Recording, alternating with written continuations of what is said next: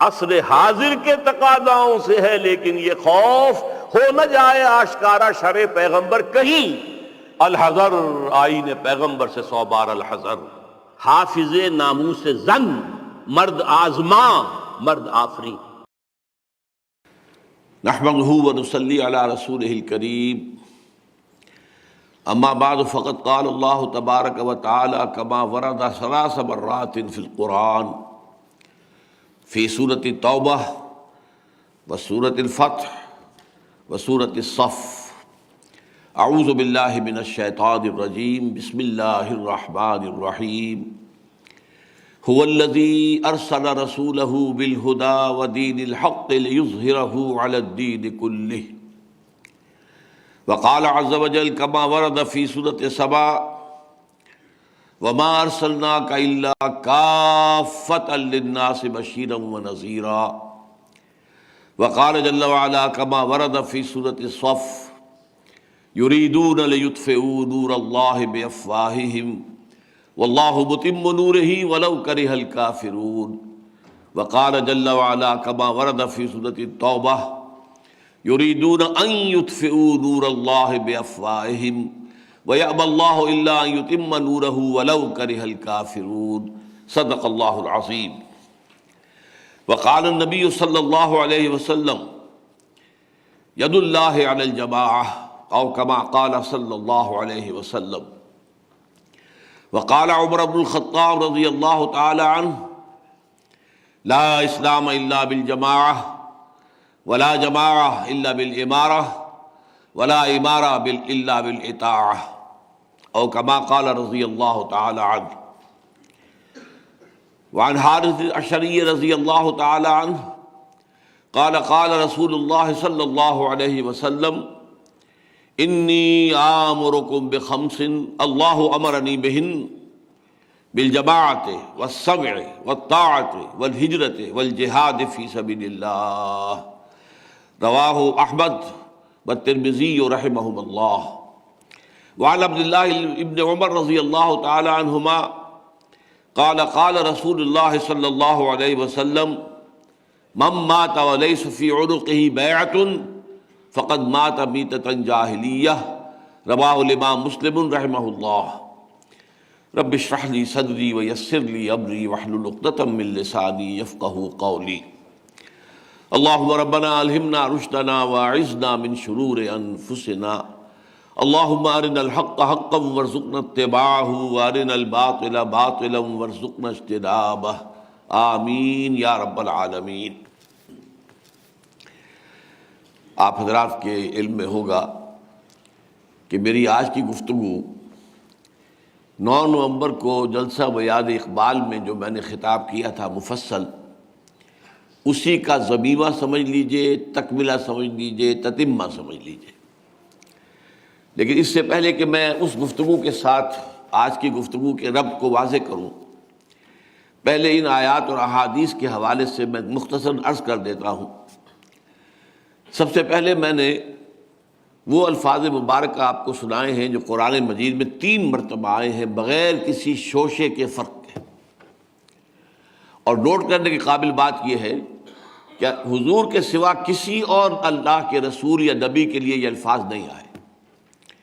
هو الذی ارسل رسولہ بالہدی ودین الحق لیظہرہ علی الدین کلہ، یہ الفاظ جوں کہ توں وہی ہے اللہ جس نے بھیجا ہے اپنے رسول کو صلی اللہ علیہ وسلم الہدی یعنی قرآن حکیم، اور دین حق یعنی اسلام کا نظام عدل اجتماعی دے کر تاکہ اسے غالب کریں، نافذ کریں، اس کو قائم کریں تمام کے تمام نظام پر۔ اچھا، اس کے بعد میں نے آپ کو آج سنائی ہے سورہ سبا کی آیت نمبر 28 ہے، وَمَا أَرْسَلْنَاكَ إِلَّا كَافَّةً لِلنَّاسِ بَشِيرًا وَنَذِيرًا، اور ہم نے نہیں بھیجا ہے آپ کو اے نبی صلی اللہ علیہ وسلم مگر تمام نوع انسانی کے لیے بشیر اور نذیر بنا کر۔ ان دونوں سے اگر آپ ملا کر نتیجہ اخذ کریں گے صغریٰ و کبریٰ کے طور پر جوڑ کر، تو ایک نتیجہ لازماً نکلتا ہے کہ اللہ کے دیے ہوئے دین حق کا غلبہ پورے عالم انسانیت پر ہو کر رہے گا، اور محمد الرسول اللہ صلی اللہ علیہ وسلم اسی کے لیے بھیجے گئے۔ یہ بات ایسی تھی کہ جو ہمارے ہاں صدیوں سے ذہنوں سے پوشیدہ ہو گئی تھی۔ جب سے ہمارا زوال شروع ہوا، اور زوال کے بھی دو دور ہیں، میں نے کئی مرتبہ آپ کو بتایا ہے، نوٹ کر لیجئے۔ پہلا عروج اسلام کا اور امت مسلمہ کا، یہ ساتھ ساتھ ہوا، حضور کا دور، خلافت راشدہ۔ خلافت راشدہ کے بعد سے اسلام کا زوال شروع ہو گیا، ہوتا گیا تاکہ اپنی انتہا کو پہنچا ہوا ہے آج۔ لیکن مسلمانوں کا عروج عربوں کی قیادت میں یہ جاری رہا تھا خلافت راشدہ کے بعد بھی۔ ظاہر بات ہے، بنو امیہ کا دور حکومت، بنو عباس کا دور حکومت، پھر جو سلاطین آل عثمان سے مراد آٹومان امپائر جو ہے، یہ سارا کا سارا مسلمانوں کے عروج کا دور ہے۔ اگرچہ اس میں ایک زوال درمیان میں آ گیا تھا تاتاریوں کے ہاتھوں اور صلیبیوں کے ہاتھوں، لیکن پھر ترکوں کی قیادت میں دوبارہ عروج ہوا۔ یہ عروج بھی دوبارہ جب اپنے زوال کو پہنچا ہے تو پچھلی صدی میں 1924 میں اپنی انتہا کو پہنچ گیا۔ اس کے بعد سے اللہ کے فضل و کرم سے ایک اپورڈ موومنٹ کا آغاز ہو چکا ہے، جس کے بارے میں آج گفتگو ہوگی۔ لیکن یہ بات میں آپ سے عرض کر دوں کہ یہ چیز اتنی ذہنوں سے نکل گئی تھی لوگوں کے کہ 20ویں صدی عیسوی سے قبل اس کا تصور ہی پورے عالم اسلام میں کہیں نظر نہیں آتا کہ کبھی اسلام کو دوبارہ غلبہ بھی ہو سکتا ہے، کبھی اسلام کی نشرت ثانیہ ہو سکتی ہے۔ وہ تو جیسا کہ کہا تھا حالی نے کہ مانے نہ کبھی کہ مد ہے ہر جزر کے بعد، دریا کا ہمارے جو اترنا دیکھے۔ ہمارا دریا، ہمارا سمندر تو اتر ہی رہا ہے، اس کے اندر جزر ہی جزر ہے، مد کا کوئی سوال ہی نہیں۔ معلوم ہوتا ہے کہ قاعدہ کلیہ ٹوٹ گیا ہے۔ قدرت کا قاعدہ تو یہ ہے کہ ہر مد کے بعد جزر اور ہر جزر کے بعد مد آتا ہے، لیکن ہمارے ہاں تو نہیں ہے۔ مانے نہ کبھی کہ مد ہے ہر جزر کے بعد، دریا کا ہمارے جو اترنا دیکھے۔ بہرحال 20ویں صدی عیسوی میں اس کا غلغلہ جو ہے علامہ اقبال کے ذریعے سے بر عظیم پاک و ہند کے اندر بلند ہوا، وہ میں ابھی تفصیل بعد میں عرض کروں گا۔ لیکن یہ ہے کہ پھر ابھی کچھ ہی عرصہ ہوا ہے، 20-25 سال ہوئے۔ ہمارے دور کے جو محدث اعظم ہیں، علامہ ناصر الدین البانی رحمۃ اللہ علیہ، انہوں نے جو ایک مجموعہ مرتب کیا، مجموعۃ الاحادیث الصحیحۃ، یعنی یہ کہ تمام ایک تو یہ کہ صحیحین ہمارے ہاں کہلاتی ہے، صحیح بخاری، صحیح مسلم، کہ اس کے علاوہ بھی جو مختلف کتابیں ہیں، مختلف مجموعے ہیں، ان کے اندر صحیح احادیث موجود ہیں۔ جو امام بخاری اور امام مسلم نے صحت حدیث کے لیے جو پیمانے مقرر کیے ان پر پوری اترتی ہیں، تو انہوں نے بقیہ تمام کتابوں سے بھی وہ سارا مجموعہ جو ہے، وہ بکھرے ہوئے پھول جو تھے ان کو جمع کر کے گلدستہ بنایا، مجموعۃ الاحادیث الصحیحہ، صحیح احادیث کا مجموعہ۔ اور اس میں پہلی مرتبہ دیکھ کر حیران ہوا کہ پہلا باب کیا تھا، ورنہ ایسے تمام کتابوں کا پہلا باب الایمان ہوتا ہے، نہیں، یہاں اور ہے، المستقبل للاسلام، پہلا باب مستقبل اسلام کا ہے، مستقبل میں اسلام کا غلبہ ہو کر رہے گا اور عالمی غلبہ ہو کر رہے گا۔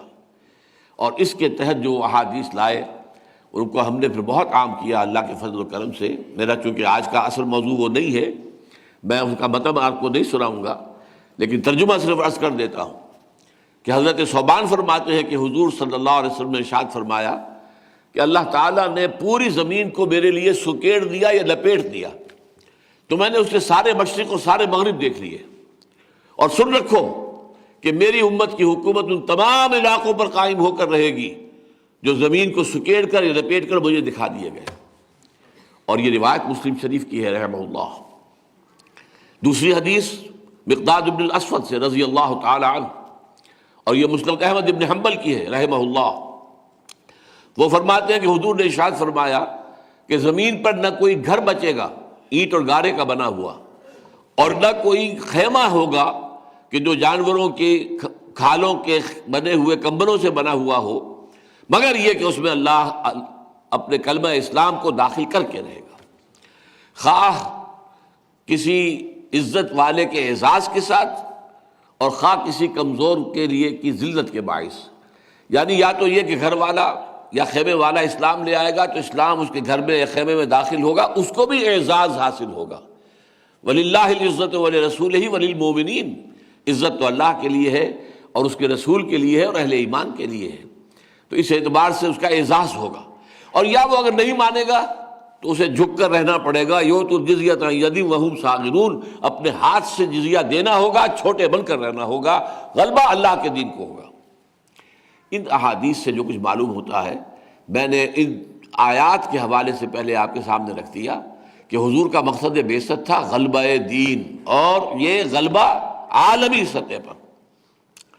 اچھا، پھر دو جگہ وہ آیت آئی ہے سورہ صف میں، جہاں وہ آیت آئی جو میں نے ابھی سنائی ہے، اس کے ساتھ ہی آیت ہے یریدون لیطفئوا نور اللہ بافواہہم واللہ متم نورہ ولو کرہ الکافرون، یہ تو چاہتے ہیں، اور اس سے مراد ہے خاص طور پہ یہودی اور ان کے تابع نصرانی، بعضهم من بعض، بعضهم اولیاء بعض، یریدون لیطفئوا نور اللہ بافواہہم واللہ متم نورہ ولو کرہ الکافرون، یہ لوگ یہودی اور عیسائی چاہتے ہیں کہ اللہ کے نور کو اپنی منہ کی پھونکوں سے بجھا دیں، لیکن اللہ تو اپنے نور کا اتمام فرمانے والا ہے، خواہ یہ کافروں کو کتنا ہی ناگوار ہو۔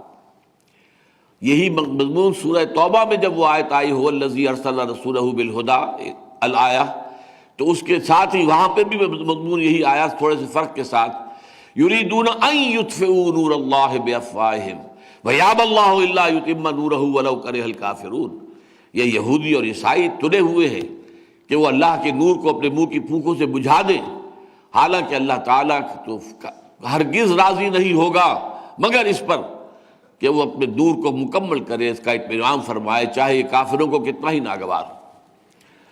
ان دو آیات کے حوالے سے جو کشاکش اس وقت دنیا میں ہے اس پر میں تفصیل سے گفتگو کر چکا ہوں، اس پر حوالہ دے رہا ہوں۔ اس وقت جو بھی حق و باطل میں وہ جو ستیزہ کار رہا ہے ازل سے تا امروز، چراغ مصطفی سے شرار بولہبی، وہ جو اپنے خاص یوں سمجھیے کہ جس کو ڈراپ سین کہا جاتا ہے، ڈرامے کا آخری سین، وہ اب آنے والا ہے، بہت قریب ہے، جس کو کہا اقبال نے کہ دنیا کو ہے پھر مارکہ روح و بدن پیش، تہذیب نے پھر اپنے درندوں کو ابھارا، اللہ کو پامر دیے مومن پہ بھروسہ، ابلیس کو یورپ کی مشینوں کا سہارا۔ تو وہ دور تو آ رہا ہے، اس پر گفتگویں میری ہو چکی ہیں۔ اس وقت نوٹ کیجئے کہ علامہ اقبال کے دو اشعار آپ کے سامنے رکھ رہا ہوں جس میں کہ ان آیتوں کا ایک عمدہ تصور سامنے آتا ہے۔ علامہ اقبال کہتے ہیں، بانگ درا جو ان کی پہلی اردو کتاب ہے جو شائع ہوئی ہے، پہلی 1924 میں، اس میں جو شکوہ اور جواب شکوہ ہے، تو جواب شکوہ میں علامہ اقبال اللہ تعالیٰ کی طرف سے کہہ رہے ہیں، گویا اللہ فرما رہا ہے ان کے خیال میں کہ وقت فرصت ہے کہاں، کام ابھی باقی ہے، نور توحید کا اتمام ابھی باقی ہے۔ یہ اتمام کا لفظ نوٹ کیجئے یہاں پر خاص طور پر، واللہ متم نورہ، اللہ اپنے نور کا اتمام فرما کر رہے گا، ویابی اللہ الا یتم نورہ، اللہ کو ہرگز منظور نہیں ہے مگر یہ کہ اپنے نور کا اتمام فرمائے۔ وہ لفظ ہے جو علامہ اقبال نے یہاں استعمال کیا کہ وقت فرصت ہے کہاں، کام ابھی باقی ہے، نور توحید کا اتمام ابھی باقی ہے۔ یہاں مغالطہ نہ ہو جائے ذرا، سوال یہ کہ کیا حضور کی زندگی میں اتمام نہیں ہو گیا تھا؟ آج میں نے اس پر غور کیا ہے تو اتمام کے 3 مرحلے نوٹ کر لیجئے۔ ایک ہے اصلاً اصولاً، پوٹینشلی کہہ لیجئے، بالقوہ کہہ لیجئے اتمام، وہ تو قرآن مجید ہی کے ذریعے سے ہو گیا، قرآن مجید نے اس نور ہدایت کی تکمیل کر دی، اتمام کر دیا۔ نمبر 2، عملاً بھی حضور صلی اللہ علیہ وسلم اور آپ کے صحابہ کی انقلابی جد و جہد کے نتیجے میں جزیرہ نماء عرب میں اتمام نور حق ہو گیا، اللہ کا دین غالب ہو گیا، توحید کا پرچم بلند ہو گیا، ان الحکم الا للہ، یہ گویا کہ اس نظام کے اوپر چھاپ لگ گئی۔ ابھی تیسرا مرحلہ ہے جو باقی ہے، چونکہ حضور صرف عرب کے لیے نہیں بھیجے گئے تھے، اگر صرف عرب کے لیے ہوتے تو بات مکمل ہو گئی تھی آپ کی زندگی میں۔ آپ بھیجے گئے، میں نے آپ کو آیت سنا دی، اور یہ مضمون قرآن مجید میں 5 جگہ آیا ہے، میں نے تو ایک ہی آیت سنائی ہے آپ کو، 5 جگہ آیا ہے۔ وما ارسلناک الا کافۃ للناس بشیرا ونذیرا، میں نے یہ آیت سنائی ہے کہ میں نے نہیں بھیجا ہے اے نبی آپ کو مگر تمام نوع انسانی کے لیے۔ تو اتمام آخری کب ہوگا؟ جبکہ پوری دنیا پر، پورے عالم اسلام، عالم انسانی پر اللہ کا دین غالب ہو جائے گا۔ تو اتمام بالقوہ قرآن کے ذریعے سے ہو گیا، نور توحید، اور اللہ نے اس کی حفاظت کا ذمہ لے لیا، وہ آج تک بھی موجود ہے۔ اتمام بالعمل، بالفعل، ایک نظام کے قیام کی شکل میں جزیرہ نما عرب کی حد تک حضور کے دست مبارک سے ہو گیا، اور اب ہونا ہے، آخری مرحلہ باقی ہے، وہ اتمام بالفعل پوری دنیا پر، گلوبل۔ اور آپ کو معلوم ہے تو آج تو دنیا میں دور ہی گلوبلائزیشن کا ہے، کہتے یہ ہیں کہ یہ دنیا جو ہے یہ ایک گلوبل ولیج بن کر رہ گئی ہے۔ تو اب تو ظاہر بات ہے جو نظام بھی آئے گا، خواہ تو وہ ویسٹ کا نظام جس کے لیے کہ بڑی بغلیں بجائی تھیں فوکویاما نے، اینڈ آف ہسٹری، معلوم ہوتا ہے تاریخ کا آخری سرا آ گیا ہے، اور معلوم ہو گیا اب کمیونزم کے انتقال کے بعد، اس کے مر جانے کے بعد ثابت ہو گیا کہ اب ہمارے نظام سے مراد کیا ہے؟ our liberal secular democracy, our capitalistic system, our market economy based on interest and banking، اس کو کوئی چیلنج کرنے والی طاقت نہیں ہے۔ اگرچہ بعد میں ہنٹنگٹن نے اس کی تصحیح کی تھی کہ نہیں، غلط فہمی ہے تمہیں، ابھی مقابلہ ہوگا۔